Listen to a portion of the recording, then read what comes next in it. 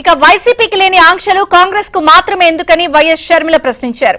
జనాలను టైర్ల కింద తొక్కించి చంపేవాళ్లపై ఆంక్షలుండవని, ప్రజా సమస్యలపై పోరాడే మమ్మల్ని హౌస్ అరెస్టులు చేస్తున్నారని మండిపడ్డారు. అటు వివేక హత్య కేసులో అవినాష్ రెడ్డి ప్రమేయం ఉందని సీబీఐ చెప్పినా సునీతే హత్య చేసిందంటూ కేసును పక్కదారి పట్టిస్తున్నారని షర్మిల విమర్శించారు.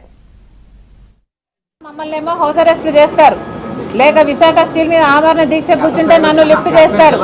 ఆంక్షలన్నీ మాకే పెడుతున్నారు. పోలీస్ డిపార్ట్మెంట్ సమాధానం చెప్పాలి.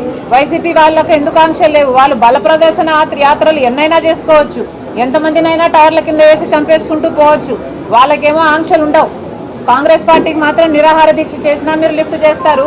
మేము ఏదైనా పోరాటాలు చేయాలంటే మమ్మల్ని ఇంట్లోనే హౌస్ అరెస్ట్ చేస్తారు.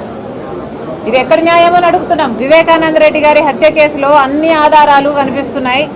జగన్మోహన్ రెడ్డి గారికి అవినాష్ రెడ్డి ఇన్వాల్వ్ ఉన్నాడు అని సిబిఐ చెప్తుంది. అవినాష్ రెడ్డి గూగుల్ మ్యాప్స్ అయితేనేమి, వాళ్ళ ఫోన్ కాన్వర్సేషన్స్ అయితేనేమి, అవినాష్ రెడ్డికి హంతకులకి డైరెక్ట్ కాంటాక్ట్ ఉంది అని చెప్తున్నారు.